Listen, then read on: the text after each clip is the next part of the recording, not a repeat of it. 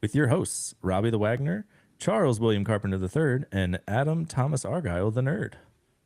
Damn it. I thought I'd get to be the guest today. Oh, well, maybe another time. All the hosts are here, man. Stuck with us, yeah. All the hosts be hosting.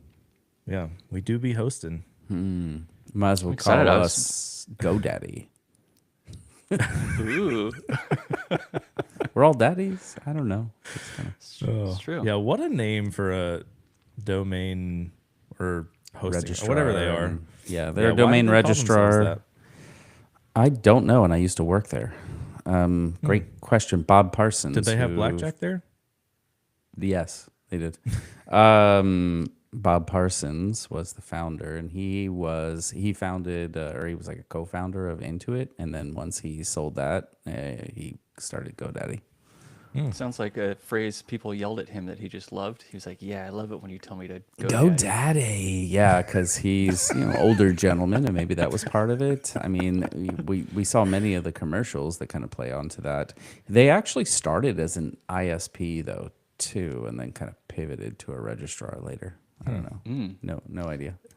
The only worst name is Log Rocket. You're like, just a turd shooting out an ass, huh? That's your company name? Log Rocket. Yeah. I've Great. had a lot of fiber. Sounds really good. Log Rocket. Had a bunch of apples today. Some broccoli. Anyway, wow. So this show's really gone downhill since I last listened. Yep. You know what else has gone downhill? Our whiskey budget. Well, today, Bob, I'll be having stuff I made in my bathtub. Or close enough. Yeah. Hey, no, listen. this is Evan Williams Kentucky Straight Bourbon Whiskey. It is 86 proof, not age stated, but probably around 5 years old from what I'm told. And it is 78% corn, 10% rye, and 12% malted barley. Look at you. Yeah, so this is it's a bottom shelfer, but it's got a plastic cap, but a glass bottle. Smells right. Yeah. You could do worse. That's what I think. Ooh, Yeah. There is definitely worse than this. Oh, I poured a lot of that. They got a slight cola flavor or smell to this flavor. I don't know. Why am I haven't not even had surprised any you yet. found I had one glass of wine with dinner, which was 4 hours ago. Smells like dried apricots. Smells like rubbing alcohol, which must be the cheapness of it. It's like you're not disguising that very well. It smells like Yeah. rich mahogany, kind of like my apartment. Yeah, I can't smell very much. I've been a little bit sick, so. It's all the cocaine. It's going around, sickness going around. My kids are sick. My wife was sick. I dodge the bullets all the time. I'm like So you're Neo not around down here with with it? like germs. That I'm just like, oh yeah, down with the sickness. Oh yeah. Yeah. See? Yeah. Or you're just bringing sicknesses home and are asymptomatic, and you're like, Okay. I don't know. Okay, I've got one. I've got something here. It kind of smells like, those like old gum packs, like I don't know, you had like a mint Is there one. a and zebra then, on like, it? Oh yeah. Oh, the zebra Big ones, red? yeah, Yeah. but it doesn't smell like, there's like not Wrigley Chew. Yeah, maybe like Wrigley Chew or something like that, which is almost like they put sugar on like an old baseball glove and then had you chew that a little bit for a minute, and it smelled like gummy. I don't know. It was like, it smells like that. I think that might have been before my time. I don't know what you're talking about. I know like a bazooka gum, like Yeah, I'm guessing right. not similar to that. Not pink. It was like a tan colored gum, but it was like in the 5-pack flat like things. And Oh, was it yellow? yeah, yellow. There was a pack. really cheap yellow pack that had kind of beige-ish gum. Yes, Oh, I ate that's a this lot of it. It stuff. was really cheap. It was pennies. It was cheap. It was like nothing. You'd like Big Red, which would be like the cinnamon gum, and then Yeah. you had like this and like a green one too. I can't remember Yeah, what they Wrigley's, were all I think. called. But see, I'm not crazy, and it's not just for really old people, which Okay. I did get older the other day. You And I did? have yet to receive my card from either of you, which is like ridiculous. Must have gotten lost. in Looking the mail. out every day, I'm running out. And I'm like, maybe today, maybe one day later. No, never came. So here we are. I only showed up just to make you all feel bad. Anyway, yeah, that's You what love I it. You smell. can't get away. It's just too good. Yeah, I know. Was it double mint? Wrigley's double mint? Okay, so the double mint I thought was the green Double mint pack. is good. Yeah, that's the green Double pack. mint gum. Yellow pack. Yeah, Wrigley Juicy gum, fruit, though. bro. Juicy fruit. Was it juicy fruit? Wrigley's Juicy Fruit. It's the yellow one. That's And the yeah, Wrigley dude, it would thing. lose its flavor in 5 seconds. It was Exactly. Yeah, the that's how they got worst. so Okay. rich. So you I know what juicy fruit is. I was unaware of that's what you were trying to describe. But what it smelled like, not fruity. It smelled kind of gummy, and I don't know. Oh, Yeah, it's pretty not great. All Yeah. of those gums were like, hey, this is awesome for like the first chew. And then it's Yeah. like, you know And what? you I've just- wanted to spit this out for the last 30 minutes, but I haven't been near a trash can. Yeah. So And you're like, you didn't just swallow it. You're like, I don't want this going through my. it stays there for 7 years, man. Can't do it. Who knows that's what they these say. days? Yeah. That's how those Wrigley's got so rich, though. You know, they set up the field. Actually, Planned there's a obsolescence. there's gum- a Wrigley gum planned mansion in Phoenix. Looked at it as a wedding venue at some point, but did not opt for it. But have been to dinner there. Would recommend. Sounds like All it'd right, be let's sticky, taste this. sticky place to get you. I've been Wow, tasting this. wow. Okay, Yeah, be same. tasting it. It's like you open up a box of Cinnamon Toast Crunch and then you lick the inside of the cardboard. And then Yeah. that's what you got here. I don't think I can do better than that description. I'm going to be That honest. is pretty accurate. If you That's added a kinda little straight more on. bitterness than what I would imagine the cardboard would taste like, that is a very spot on flavor. Yeah. Like, this is not a sipper necessarily, so, but we'll see. I don't like wasting, so we'll see how that goes. But it's not horrible, but it is like strange to call this whiskey. It is better it's than not better with water. Fire? No, okay, yeah, Oh like my maybe goodness. with ice or something.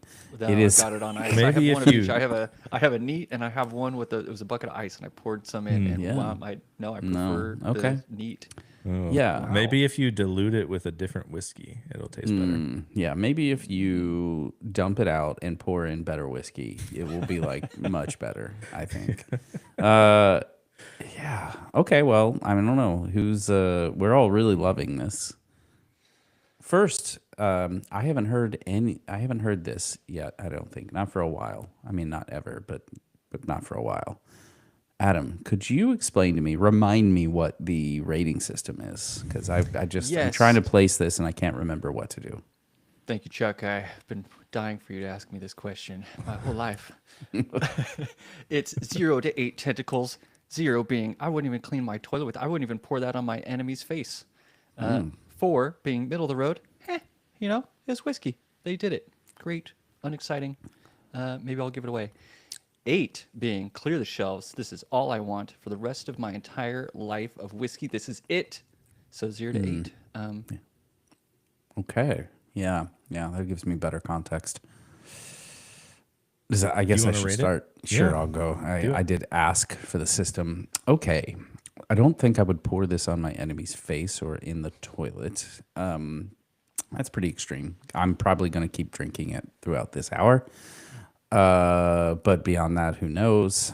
Yeah, it is a very cinnamony taste. It feels very lightly aged. It's got way too much burn for an 86 proofer. And I find it difficult to say, like, well, maybe this would be okay in this cocktail. Don't know what you guys paid, but it was like 20, I don't know, let's say 22 euros. Conversion is impossible for me. But in that price point, give or take, even just like a Jack Daniels or something of that like nature, like pretty basic, much better than this. So I'm going to go 2. I'm giving it a 2. It's not great. Would not pick up again. I feel like in the lower shelf, Evan could have done a better job. This is the black label, to be clear. So in these lower ones, there's actually a green label and a white label, and I am certain that those are better. So look for those if you see those instead. Yeah, 2. I'm going 2. All right. Yeah, I am similarly not impressed. I don't think I'm going to give it a 2, though. 2 is a little harsh. Although the flavor of this is also harsh. So let's say 3. Yeah. Nice. I liked your comment about it not being aged long enough. Is that why it's still so rubbing alcoholish and not? It doesn't taste That influenced by the contributes. barrel. It doesn't taste. Yeah. I think that's some yeah, it contributes. I think it's cheaper ingredients. I think like everything about it is like a skimp, and that's why it's cheap, but you can do better for cheap. So Nice. Yeah, I'm happy to have tasted something not good because I have been quite fond of many of the things I've had on here. I especially liked the Crown Black. I'm like, that was yummy. And then I thought I really loved the blue Japanese whiskey blend. And I mean, I do like it, but yeah, the out or ao, it was better than this one. But once I went between the two, I was like, whoa, I really like anyway, I'm rambling because I want to give this one quite a low number. It's nice to have something that's low. So yeah, 2 or 3, this is going to be something I mix into, peach fresca, and I'm going to make sure there's a lot more peach fresca than whiskey in there. So this will be my sounds bottom delightful. mixer. yeah, definitely that's the best way to deal with the rest of this, which is cover it up with other things. I would say that I would consider it to try to do a last ward, but I don't even think I'd waste it on that. I did pick up some chartreuse as well and try to tease you guys with maybe pick up some chartreuse and we'll taste that and da. But anyway, worst case scenario. I thought about it, but then I was like, Yeah. Well, one of my favorite cocktails is called The Last Word, and it includes chartreuse, gin, cherry cordial, lime juice. I think, give or take, that's it. But it is like delicious, and you can do it with, I think, typically rye, and it's called like The Last Word or Ward. Sorry, with that. So it's a nice like variation there, but. Maybe I'd try it with this, but I'm like, no, maybe I won't. I don't want to ruin it with that. Probably just get some damn Coke and get it over with. yeah. So before I forget, anyone that is not doing anything October 12th to 14th, come hang out in Raleigh with me at All Things Open. If you want some free tickets, let me know, and we'll get you a link to get a free ticket. And by let me know, I mean anywhere on social media or go to whiskey.fm/contact. And yeah, I'll be there. I'll have wine. You can have some. I have shirts too and stickers. Or Lego message stuff. in this chat right now, or many things. Yeah, you can message in the chat if you're watching right now, I guess. Any way you want to contact me. You want to call my landline that I don't have? Do it. Yeah, or his cell phone, or go to his house, which is at. Just kidding. Yeah, what's Ken I was like, Wheeler's ooh, number? Can we have him be the receptionist and just... Yeah. Can you just sort through the riffraff for me? Thanks, Ken. All right. Allora. So, a lot of security issues over the past couple of weeks here. It's been a bad time. Yeah, bad time to be a JavaScript or Ruby or probably other things developer. I haven't kept up with all of it, but yeah, I mean, starting with the NPM one, like this is the second or third like NPM vulnerability thing in like the past couple months. I feel like it's been like nonstop, like people just attacking everything on NPM, and it's like they fix it, sure, but like not before there's a lot of repercussions. But most of the time, isn't it just searching for like crypto wallet stuff so that they can just drain crypto wallets? I don't know. So it's like, sure, you're I don't know the vulnerable. intent, Yeah. but it's just- it's like getting keys usually, like looking for secrets and things and just publishing them so that they can like access.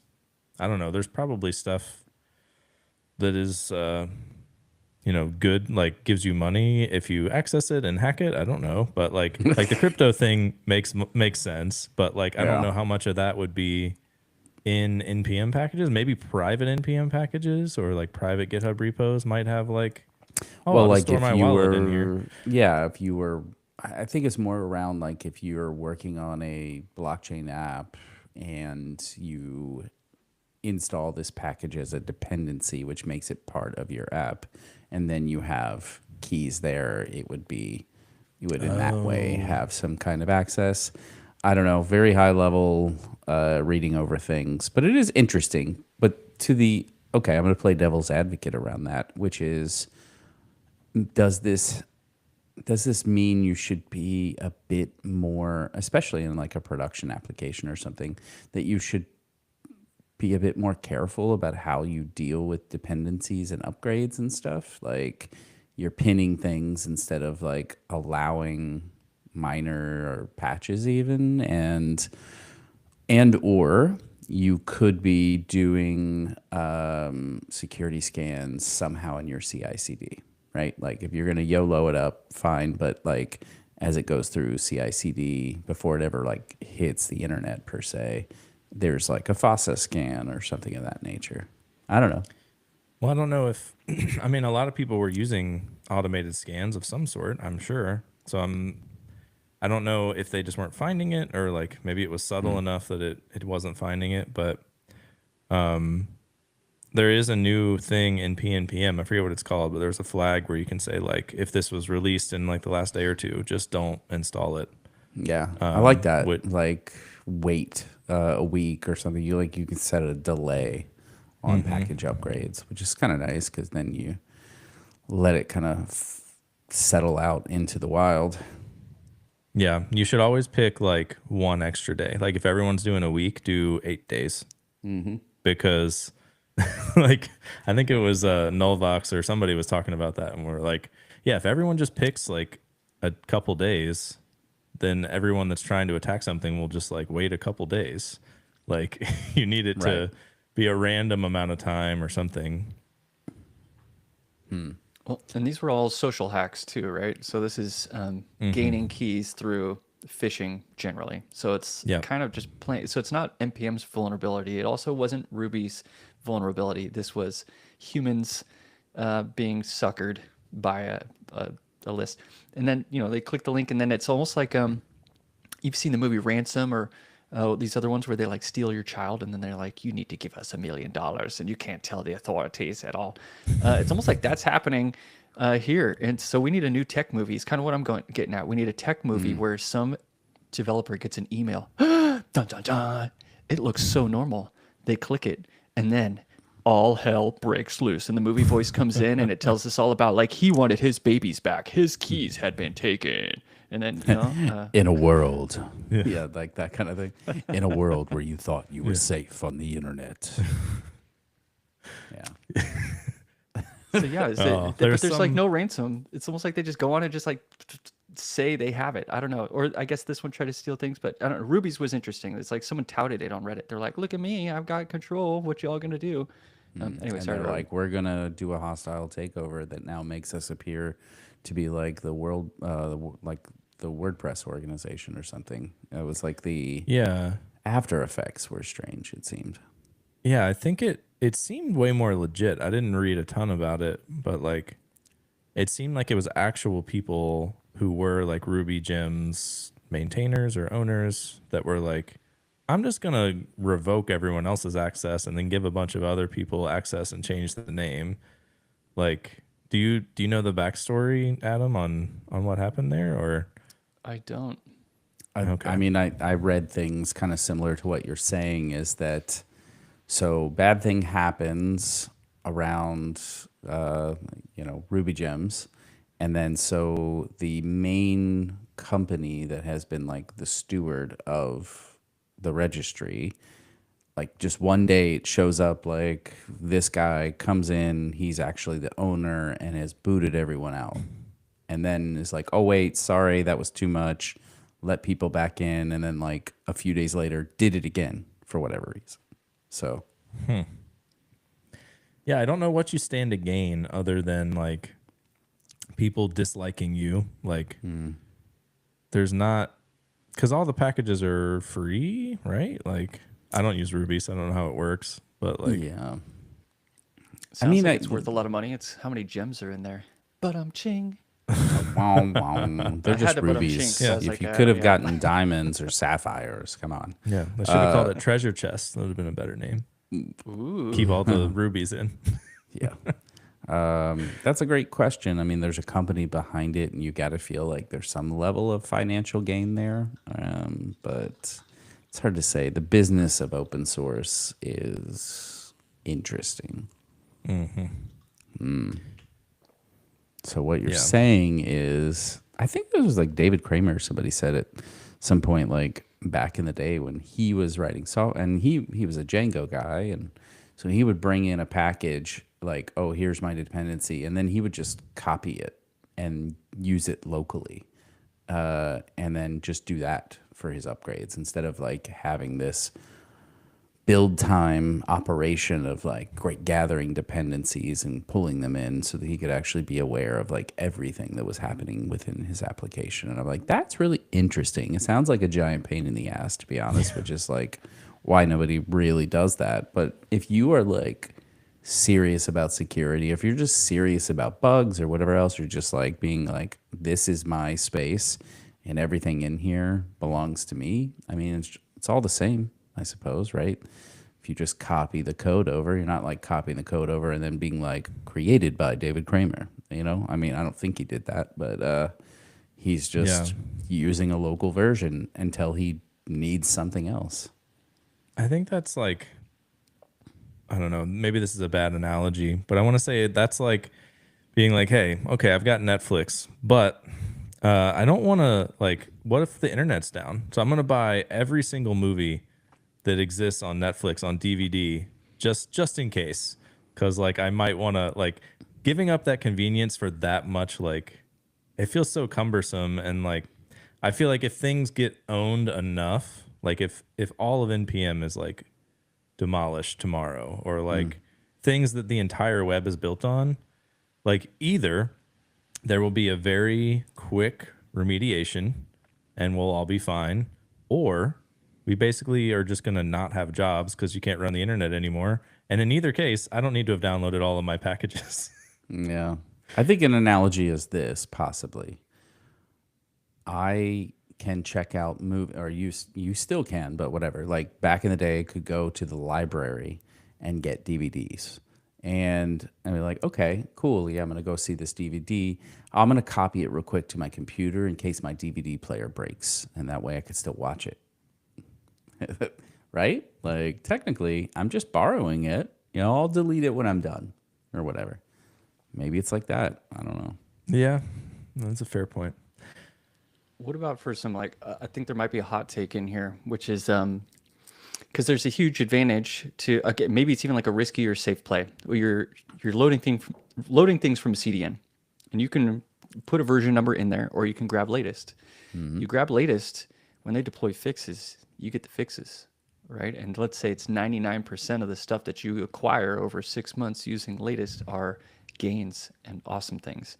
But then that one time something malicious sneaks in and you deployed it for a little while because you were using the latest thing there, versus someone who pins it always, has to micromanage it, is wasting energy on Dependabot alerts that are constantly incrementing its version.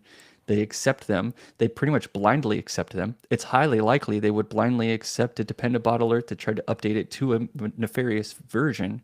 So what is the right way to do this? Is it to pull latest and be risky, or pin it and add a chore for your future self forever until this thing stops updating? Yeah. I mean, it depends on what your business is. Yeah. If it breaking would cause your entire business to crumble and everyone would be fired, then you're probably doing the safer one. But if you're like building a personal website that's cool to look at and like read some blog posts on or something, you're probably like, I don't care. Like, just throw out the latest. Yeah. Yeah, and then there's many layers in between.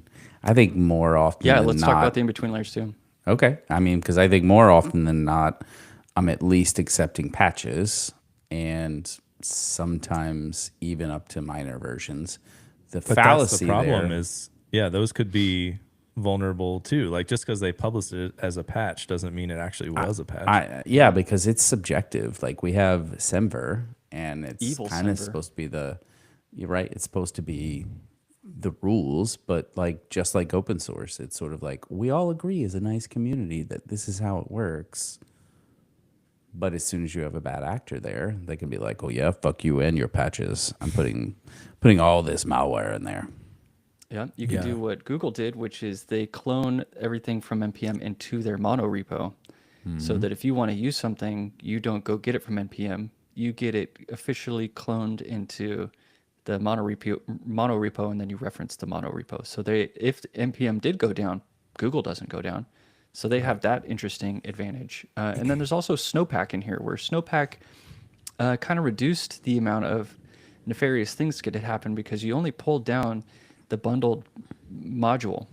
You didn't pull down the entire repo and all the source files and all the readmes and the images and the marketing and the junk like that. You just pulled down the file you were going to reference. It seemed way more optimized, and it is harder to get a bug into there. But maybe not. Maybe it's just as easy. I don't know. Anyway, I feel like those are in between stages that are kind of like who's doing it right. I don't know. It also seems that like a lot of the targets have been like not your primary packages, but like nested dependencies too. So it's like it's buried a little bit. You don't really realize, oh, this bumped this version and which bumped to that version and that version and that version, and all of a sudden like 5 dependencies down, that was your thing. Yeah, it's all hard. You basically just have to trust that everything is fine. Trust no one. And so like even determining what a breaking change is, I feel like is like up to interpretation. Like one that always pissed me off, if you're technically wanting to be right about like what's a breaking change, right? You would say if I increase, like if I drop node version support, like this needs node 20 now or node 22 or whatever. But none of the API of the library changed. I would consider that not a breaking change because nothing changed, just like I'm not supporting a node version. But like a lot of people would disagree, like, oh, I can't run it now, so that's a breaking change. Like, but I didn't change anything. Like So, right. It just gets annoying because that little package thing says, oh, it has to be between here and here. And that's really just more of a personal opinion. It's not like you were leveraging a particular API in Node that is no longer supported or has changed. So technically, it's fine. That was just your choice to be like, not supported, and I'm going to make it official. Yeah, but tools now usually warn you about that. Like, even if I said it's a patch and you installed it, it'll be like, the engines is not compatible with like your node version or whatever. Yeah, but it's nothing but you think it's not compatible, or you've said it's not compatible, even though technically it probably is, because it That's true. So you can do ignore engines and it still usually works. Yeah, there you go. So you have that. This episode brought to you by Socket.io.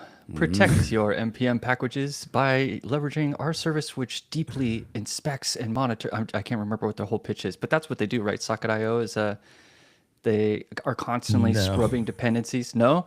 Oh, crap. Oh, Socket.io is the socket tool. Hold on. What is it? Yeah. Socket dev. Yeah, it's socket, like WebSocket thing, right? Yeah. Hold on. Socket.io. And hold on, wasn't it's that socket.dev. Guillermo Rausch? Wasn't that a Guillermo thing too? It was a Socket.dev. Guillermo. So Socket.io is the really early node implementation of WebSockets, so real-time stuff was. But then there's Socket.dev. I'm going to share that on the channel now, which is run by name starts with F, and he's cool. I like him. What is his name? Fuck that guy. F. No, I don't know. Fernando.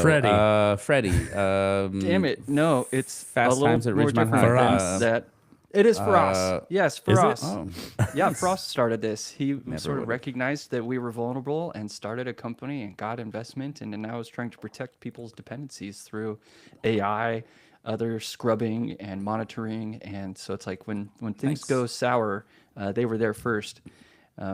Anyway, so this episode not brought to you by Socket.io, but Socket.dev, and that's how we don't get sponsors, because I misread the read. Still getting a bill. Yeah, Hey, we'll send you a bill. Still sending you a bill. Hopefully you pay it.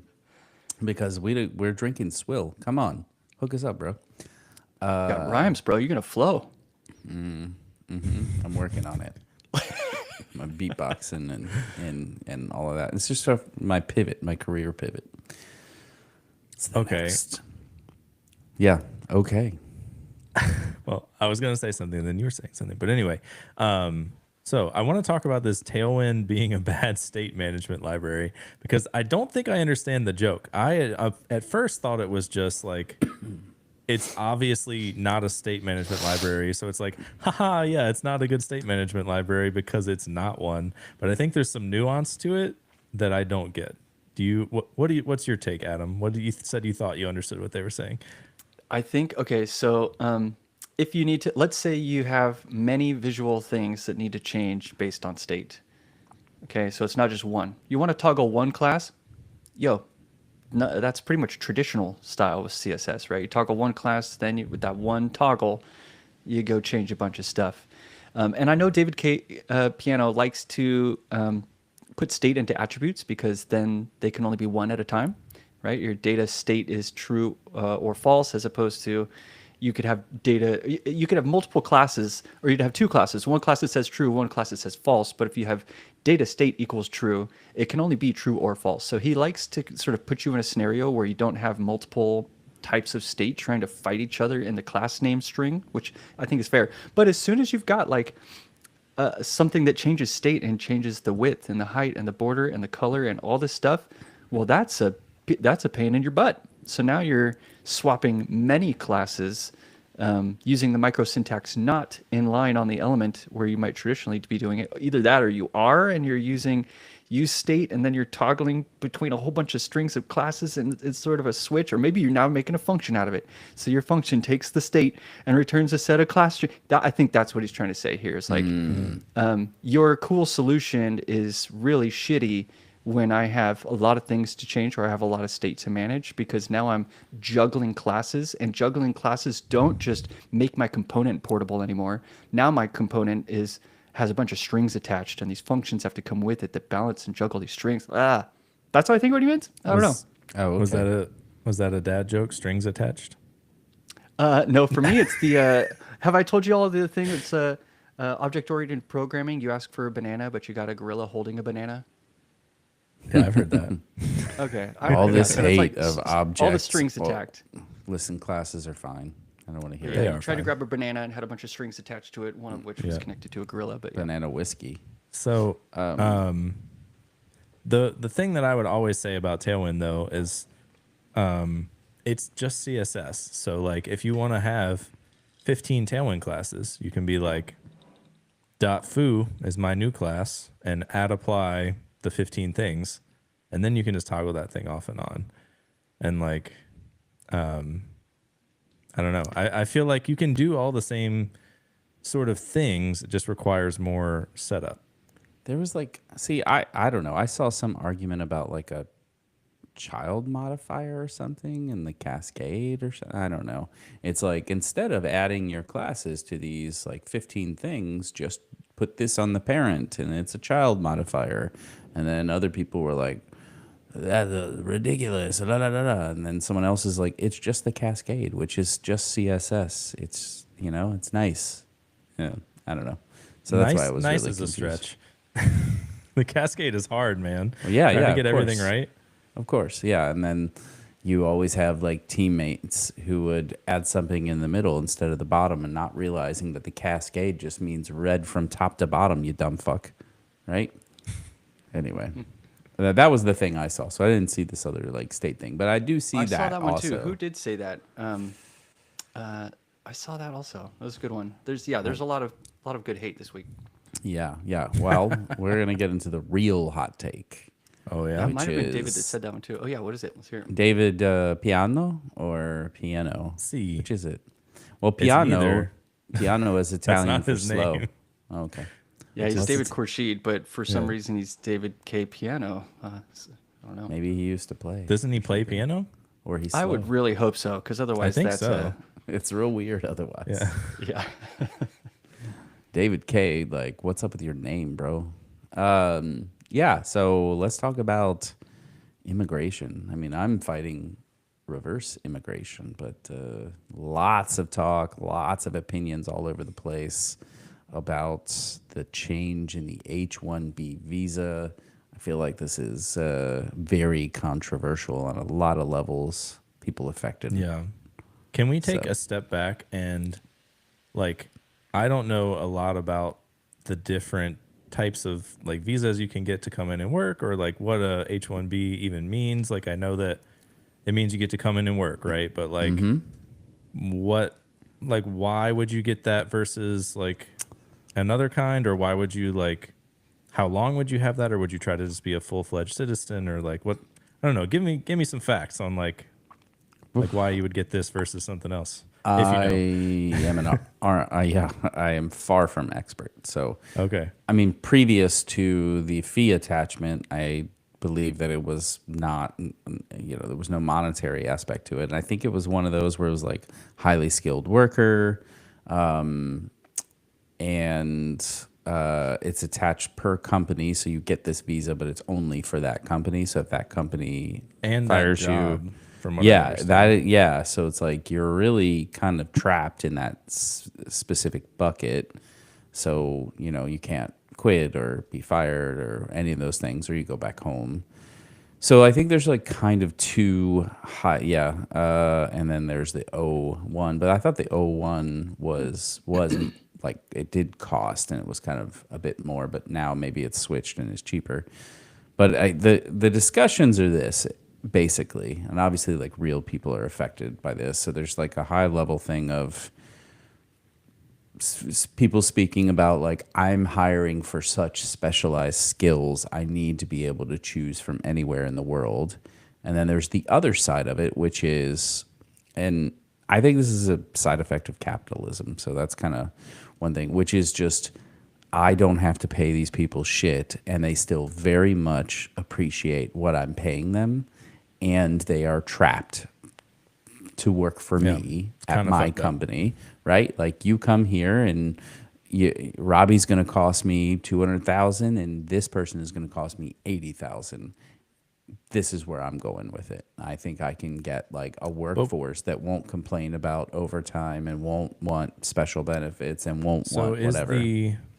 is the benefit then you're still paying nothing, but you've got them like basically handcuffed to they can't go anywhere? Because you could hire them remotely from wherever they happen to be living, but I guess they're not then stuck. Like you want to be completely in control of them. That's You want like the draw? you want complete control. They come. So I've seen circumstances in positions that I've been at or companies that I've worked with or for where there are folks in this position. They could come over and rent a house with 3 others that are in the similar position, really like save their cash and do well and like help their families. Sometimes they move over with families, all that kind of stuff. But yeah, like you're really kind of trapped in that company and position for time over time, and they don't have to give you raises. They don't. There's a lot of financial advantages from a capitalist standpoint. Not to say that they weren't doing a good job or any of those things. And then there's like what they call the body shops, which are like services companies bringing in a bunch of H-1Bs and then using them at a low salary to apply to all kinds of Fortune 500 companies. And then there's the other side of it where, bigger companies like Tesla uses it a lot. A lot of San Francisco-based companies have used it for special skills. So it's interesting. Yeah, the gold card program, I barely even understand, other than it looks like a joke, but I think it's real. You can pay $1 million and get Next.js. Yeah. And which apparently was like memory bleeding or something. I don't know. Yeah. Yeah, it's Wild.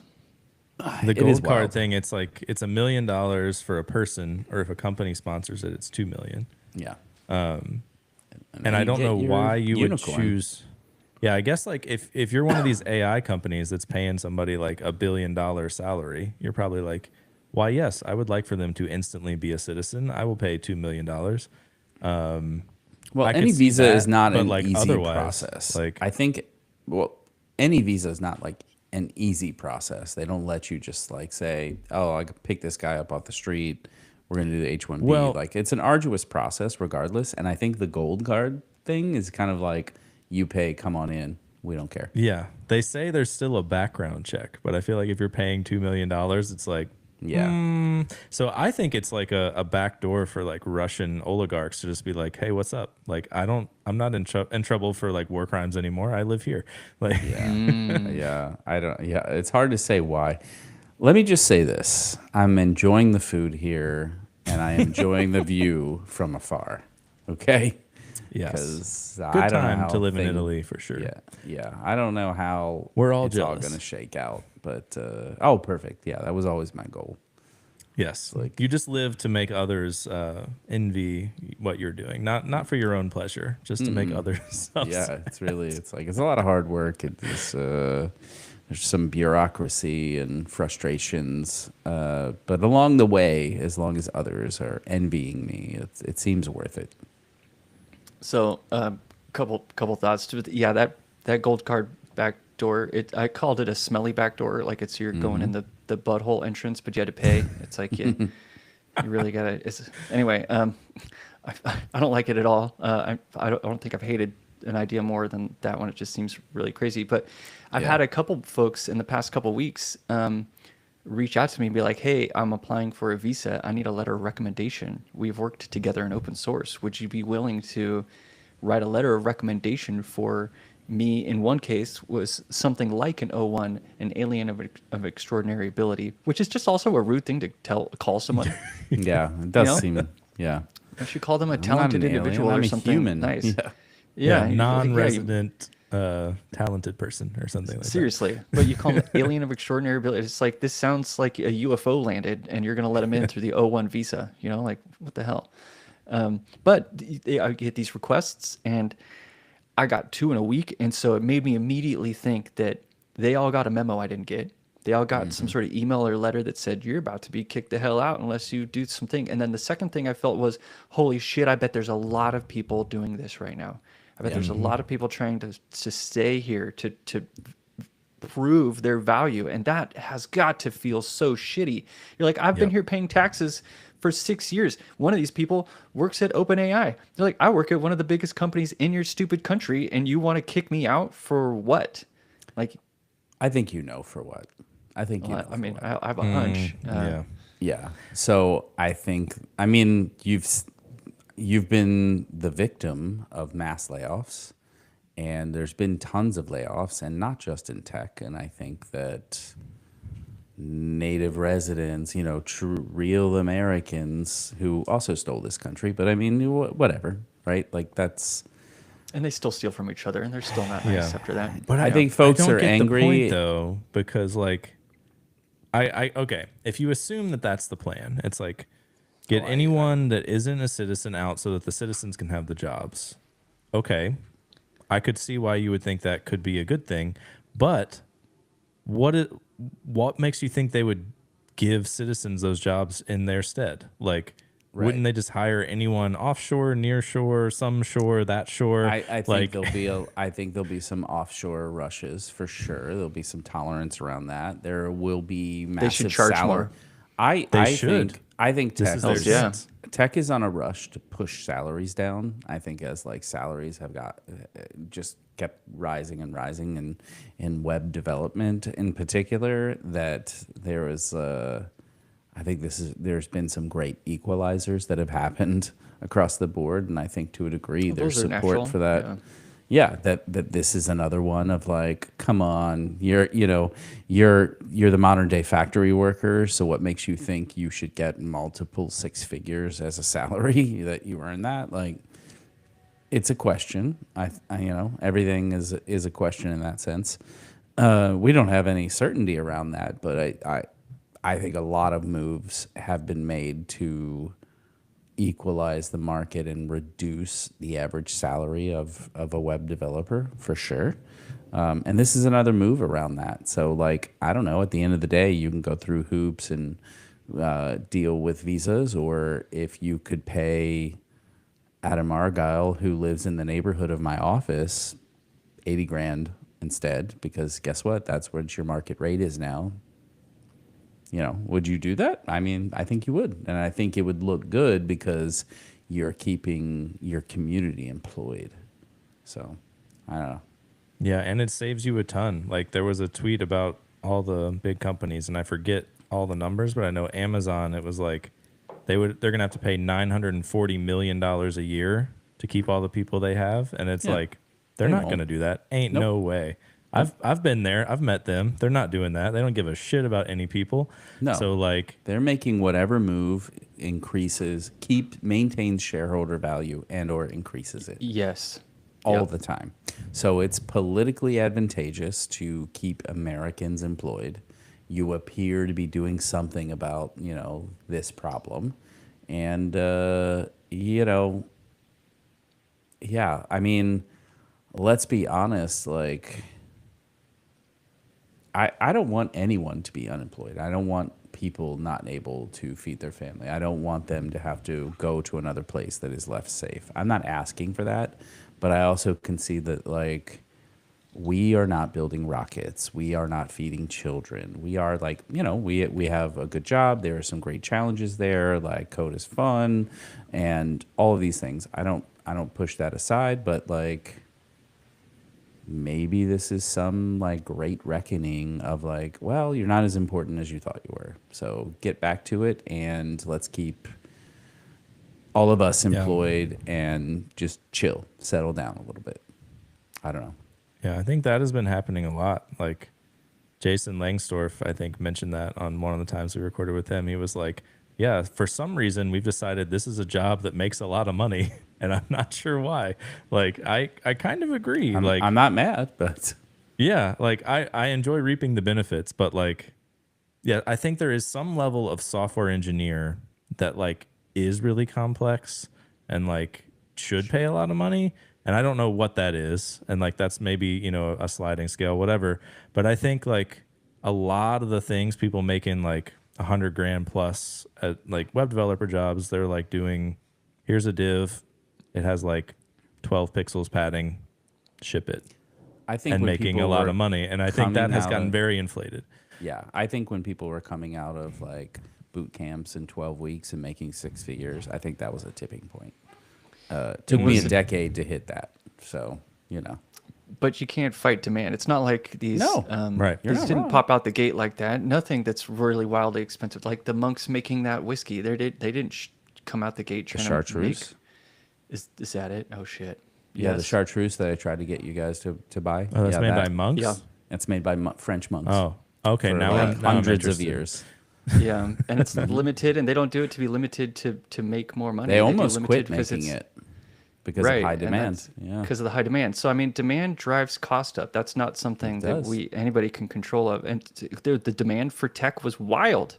It was The demand absolutely for wild. tech is going So- to keep growing, and I think they see that, and they need a much larger pool than we're able to fulfill in any other way. And so the costs are going to have to go down. I think that's a big part of it. And we were trying to fulfill it with education on various levels, and it turns out like learning React just isn't enough, not going to cut it or whatever. And again, I'm not shitting on bootcamp people. I think if you have a passion, I'm a self-taught developer, so like whatever. If you have passion and you put your mind to it, and you put your heart in it, it's like you're going to get good. That's not a problem. But Yeah. I do think it was just the rate of all of a sudden there was this 5-year period where like salaries shot up. Yeah, things from, burst like- when they shoot like that. Yeah, that's an unstable, unsustainable growth factor. It can't continue. But it just Happens seems in the weird housing to me market, it that they're happens- forcing it down. Like, why? If a plant is growing so fast, why would you cut it down? Won't it naturally peak Cost out? capitalism. Yeah, because they mean, want to have yeah. more bigger yachts. Like if you, That's if kind of you what I'm hold saying. all The rich are getting cards- richer in this scenario right now. They're not trying to pass they the are. wealth down to the workers to get them Nope. to make, because they could look at the circle of money saying, if we give more money to the workers and we let them, and they're being faster, bigger, stronger, That's that makes our communal. business better. But that's not what's No. happening here. Communal There's a selfish values act do not, happening. Yeah. Communal values do not drive capitalism, and capitalism has been like so. There, like so, a CEO has a legal binding to do what's best for shareholders, and that is like one of the fallacies in capitalism that has happened, and that like they can't do anything that is like good for their workers if it would take money away from shareholders. When you go public, you're like stuck in this whole like dichotomy of shareholder value, like constantly. And I think But that what is about? Sorry, I no, finished go your ahead. thought. Yeah, no. I was gonna say, but what about like all your employees that own stock? Like, usually at companies, you're either part of a stock purchase program or getting RSUs or like doing something where you're getting company stock. So you should also be That's a valued for small that. segment though. Like there's like tech that is like that, but like what we tend to forget is there's a ton of non-sexy tech. You work at a, company that you work for a fintech company that's not fintech. You work for a finance company that's been around for hundreds of years. They do not have like RSUs and stock buybacks and all these like additional incentives. You work for Macy's, right? Like worldwide known retail giant, Nordstrom, whatever else. Like that's not built into it necessarily. It's a That's salary. true. It's a job. You're a worker. So like when you think about all these additional incentives and all the sexy cool stuff that gets talked about, like that is a 10% slice of the job market that is technology. And there's a ton of non-sexy things. There's a billion WordPress sites that still need to live. There's a lot of work to be had. And this is what I say to people like early in their careers is you've got to be willing to accept something less sexy. It is rain. Are you hearing the rain? Oh yeah, dude. Very Now hard that you rain mentioned and it, yeah. Very hard rain. lots of lightning also. Yeah, it's been going like on and off. The like, lake now constantly. goes to Chuck's house. It does, yeah. I was a 20-minute walk, and now it's like 13 seconds. It's great. Luckily, we're on the second and third floor. We should be good for a while. There's a ton of tech work that doesn't encapsulate any of that, and that's okay because if you want to be in tech, it's not going away. There's a lot of like shitty old tech that needs maintaining. There's still Perl out there that needs maintaining. There's a lot of this stuff, and like Just go to shittyoldpearl.ai and we'll help you Shit. maintain that. .ai. There's a business right there, probably. Yeah. Convert it to Rust so it's sexy, or Zig so you can or get a bun job. cobol.lol. Check that out. Yeah. So the other, there was an argument with Jared from Bun where he's like, I don't know, like 18 out of 20 of my employees are H-1Bs. What the hell? And I can only find people who are not American who can write Zig. And it's like, maybe it's because nobody's heard of that. But Yes. Yeah, somebody had like a clap back at that was like, Facebook can hire anyone they want anywhere, no problem. Microsoft, anywhere, no problem. Like every big company, and it's like tiny JavaScript library can't do it. Like he also raised like $26 million or something. So I'm kind of like, where are you spending all that money if it's not on salary? Well, it's not on furniture. I know that. For those that are wondering, go back about a year and a half and watch. Listen to episode 95. I don't know what episode it was. Yeah, it was. He's like He was in drinking a whiskey out room of with no furniture. Is the joke? no furniture, classic San strong Francisco echo. lifestyle. Yeah, like AirPods and drinking whiskey out of a coffee cup. Like, I mean, no shade. Like, there was a lot of respect there because he's a smart guy. So no doubt about that. But it was he's like, doing great stuff. Like anyone that thinks we're shitting on him, we're not. It's just a funny he joke. just maybe hadn't slept for days and was just like, all right, I'm going to take this podcast as a meeting real quick and then move on to my next thing. Mm-hmm. Yeah. I want to swap away from politics just for a bit to get a little bit more into web and AI because I did something that I haven't seen a whole lot of other people do. And that is, so first off, this is a Claude trick. I think you can do it with Codex and some of the other CLIs right now where I have defined a bunch of agents. My goal was to write in Markdown all of the different roles my brain does in web dev. So I'm a UI designer. I'm a UI developer. I'm a UX developer. I'm a UX engineer. Well, this is the same thing, whatever. Anyway, I'm a CSS developer. I'm a TypeScript noob, but I called myself a TypeScript pro, obviously, in the thing. Mm-hmm. And so I'm kind of authoring, and I authored about 10 different personas. So from accessibility to markup to containerization to backends. Anyway, whatever. once you have this list and you've sort of like taken as much of your little brain knowledge stuff as you can and put it into Markdown for it to be like, these are the things you're good at. Here's why you do it. Here's what to look for. Always do this. Never do that type of stuff, which took me hours, which felt really productive, but maybe it wasn't. I don't know. I'll find out soon. Anyway, so you have this list of agents. And with these agents, most people who use Claude only ask single Claude to do something. And if they want two Claudes, they open up a tab. Did you know? Then you can say, Claude, parallelize four of my agents that you believe are the correct agents. Monitor these four agents in parallel as they work on. I gave it a good example the other day was make a light dark theme switch on my side. Actually, I said a multi-theme switch. I don't want just light and dark. I want multiple themes that are named and beautiful. So take the UI designer, the UX engineer, the CSS engineer, and the TypeScript pro. Take these four and in parallel have them plan, build, and deliver this feature in my repo right now. And all of a sudden, poof, in one terminal window, all four begin, all four start slurping tokens. You can just see money is just leaking out your eyeballs as these things are like gobble, gobble, gobble tokens. Now I make new decision, gobble, gobble tokens. It's just like Chuck E. Cheese in 1995. Yeah, seriously. And so then I take all these and I like watch them and they run way longer than your other ones because they'll finish and then submit the work back up to the orchestrator, Claude. That Claude's like, all right, well, we're waiting on the other agents. The other agents ask a question to the main orchestrator. He asks it to the other one. You all of a sudden I was basically employing, and I got weirdly addicted to this the other night where I was like sitting here watching all of my not employees and I was calling them thems or whatever. I was like, dude, look what they're doing. And my wife's like, they're not people, dork. Quit being such a nerd with your computer.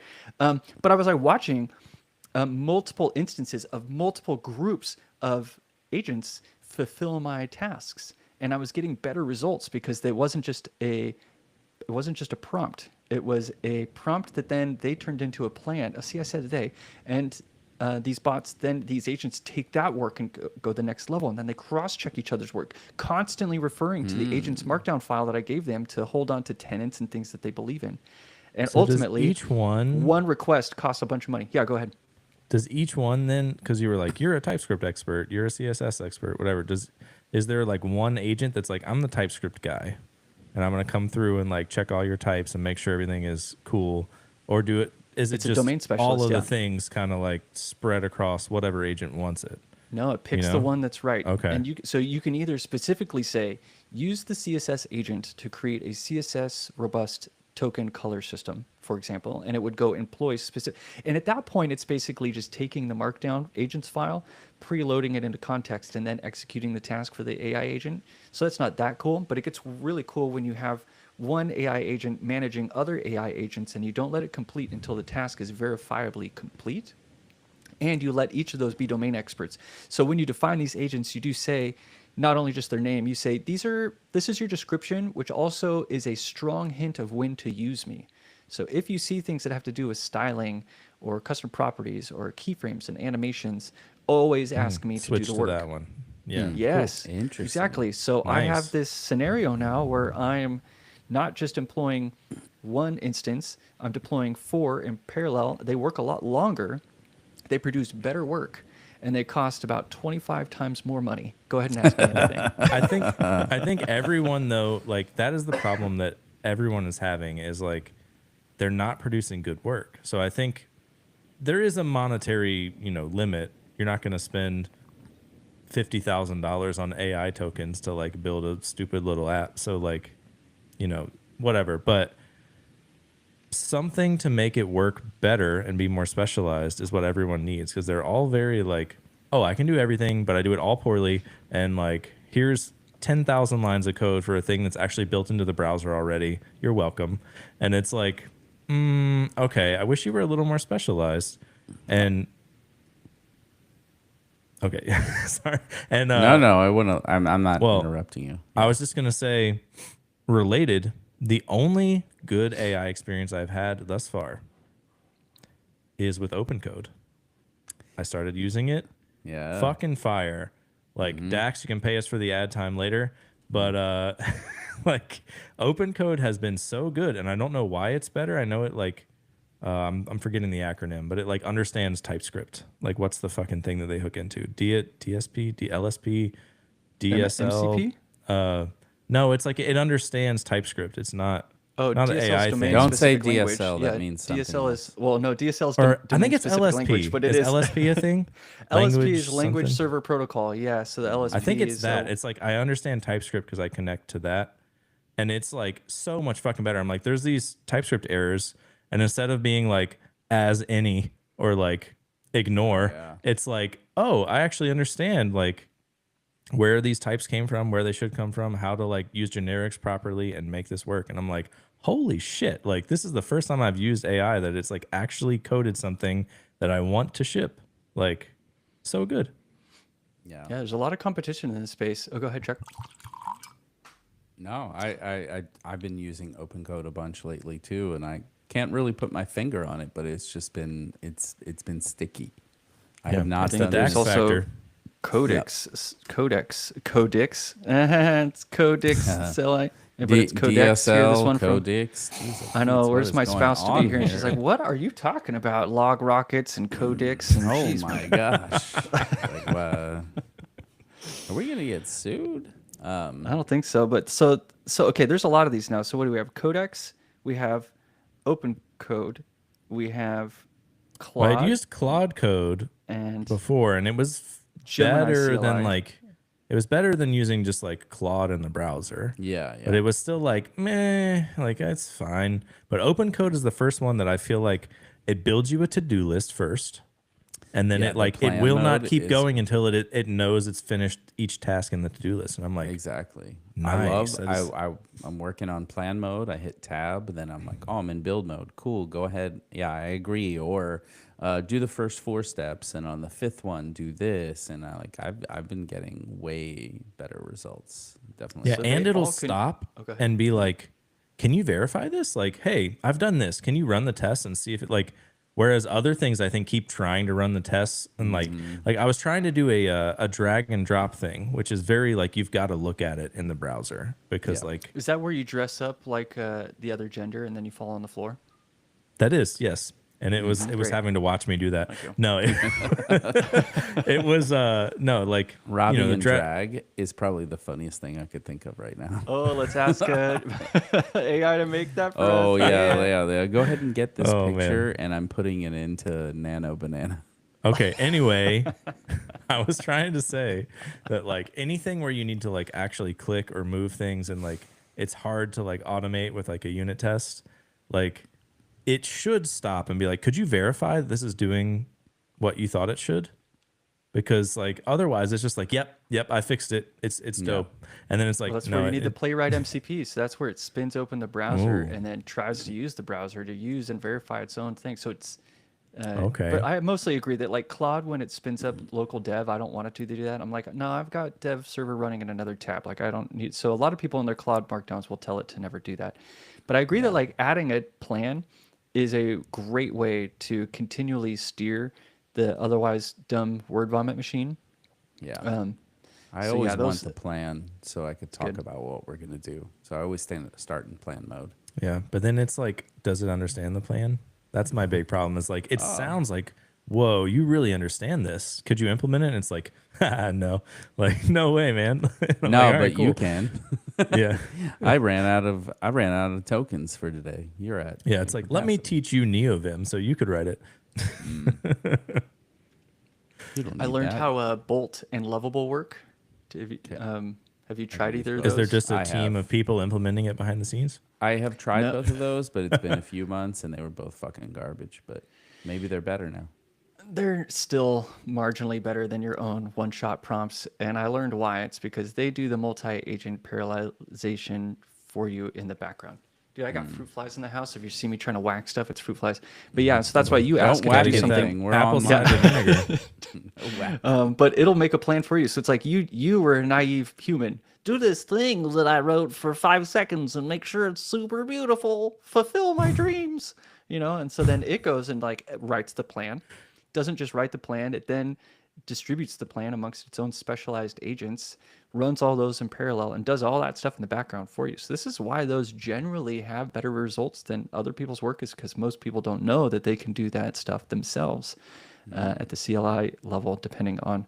I think most of the CLI tools can do that now. But if you like that plan stuff, you got to check out Spec Kit. This episode brought to you by GitHub Spec Kit, which is a way look for at you that not to just once. make a basic plan. This is a robust plan. This is Sponsored not just by a Menomina company.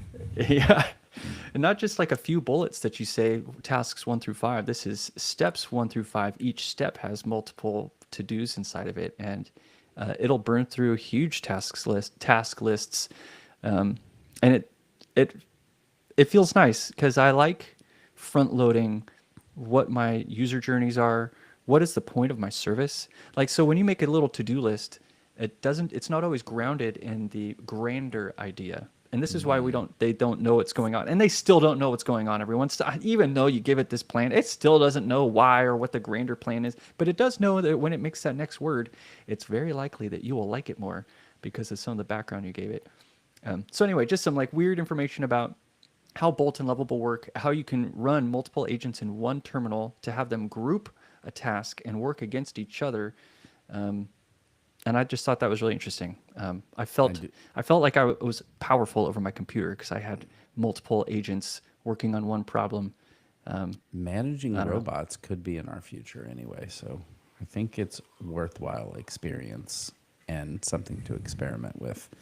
I don't know why I'm drinking more shitty whiskey, but it makes the conversation flow. Is that city whiskey Yeah. like in South Park? Oh, shitty whiskey. City whiskey. City whiskey.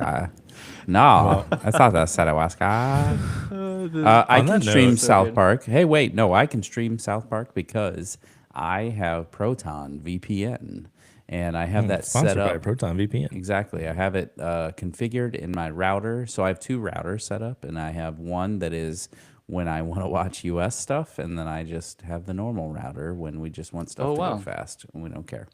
Nice. Yeah. So if you want to spoof and pretend like you're in the US, because HBO Max does not work overseas, and there's a couple of similar services. Well, guess what? Tricking you, motherfuckers. You're still taking my money. So, yeah, do that.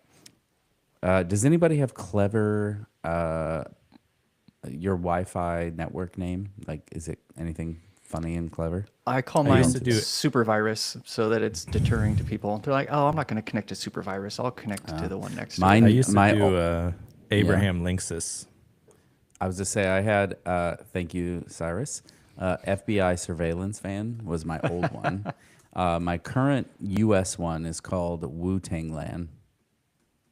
Wu-Tang Ain't nothing to Lan. fuck with. Nice.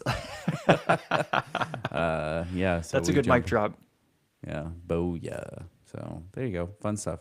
Proton VPN works pretty good for that. I used to have a different VPN, but it wasn't working very well, so paid for Proton, and it's worked pretty good. I was gonna set up like a Raspberry Pi or something in Tucson, but I got busy, and then I was like, also my mother-in-law can't go unplug that thing every once in a while, so fuck it. I used to have a Cujo. Cujo security. Let me see if I That's can the find dog it. with Cujo. rabies, right? Hey, look at this. It's still here. Is it a dog with rabies? There's that was a Stephen King book and movie called Cujo, and it's a dog with rabies that like terrorizes the family in town. Oh, wait, this isn't it. Where's Cujo?